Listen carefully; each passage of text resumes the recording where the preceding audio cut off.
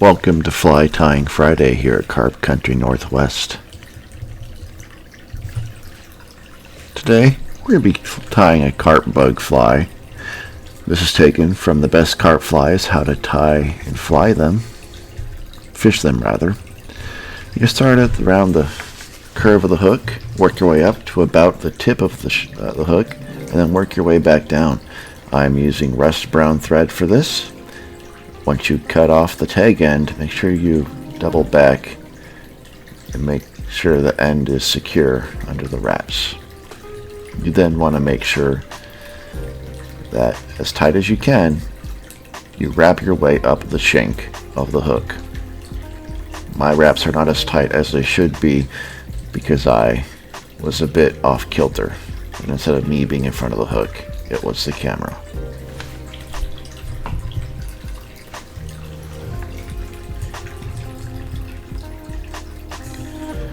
In order to give the fly some weight to sink quicker to the bottom, we're going to be using what are known as chain weights. These come in chains that look like the necklaces you'd put dog tags on, and you remove them with bolt cutters or wire cutters. Make sure you securely tie it on. It takes a bit of work to begin with as they want to fall off, and it takes about 5 to 10 wraps each way to make sure it's secure. In order to make sure it's very secure, we're going to do something a little extra to make sure it stays on the hook shank.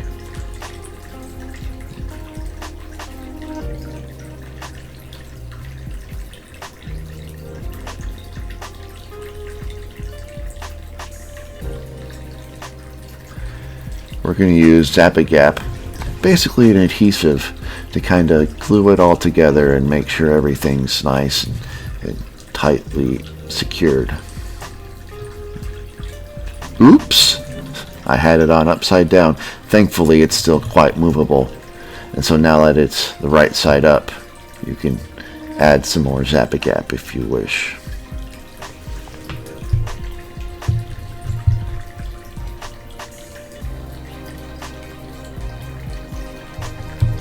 When I used to make flies, it didn't come off in great beads like that. I think this may or may not be because it's in a cold garage in the middle of winter.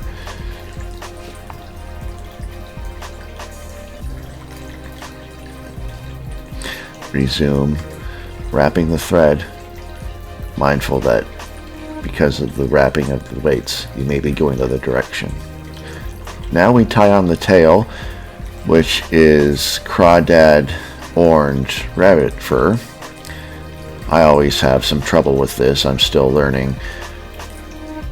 In my experience, which I did not do this time, you want to make sure you position the rabbit fur on the opposite side of the hook shank from you, so that way it will turn on top as you secure it.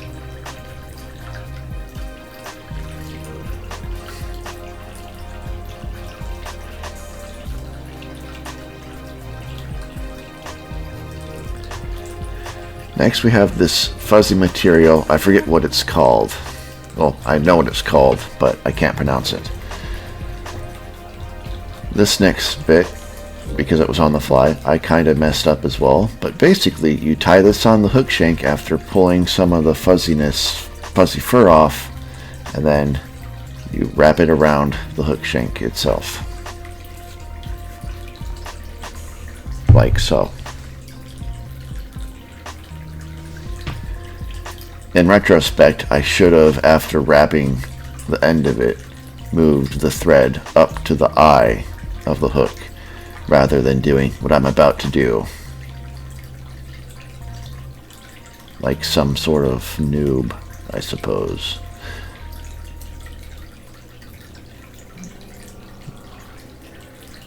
Once you have it secured, cut off the tag end. Now we're going to apply some feathers to give it some bugginess. The original recipe calls for hen feathers. I did not have those, so I'm using random ones. Once that is done, apply dubbing. I use Loon low tack wax and this kind of sparkly crawfish colored dubbing around the eyes and the tip of the hook shank.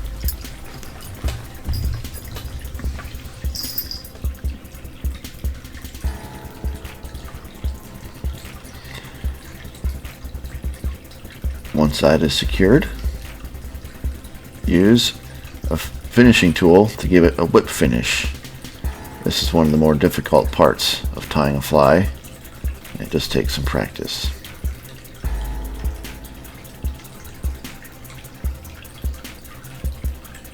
Cut off the thread.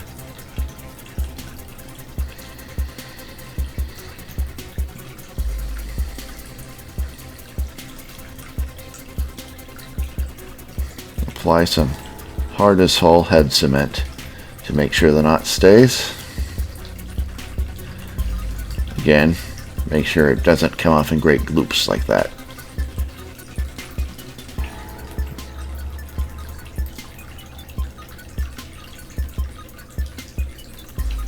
Turn over the fly and apply a bit more.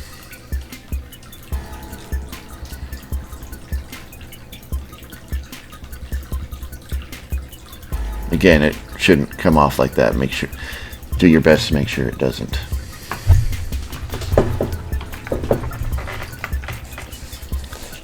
The finished fly.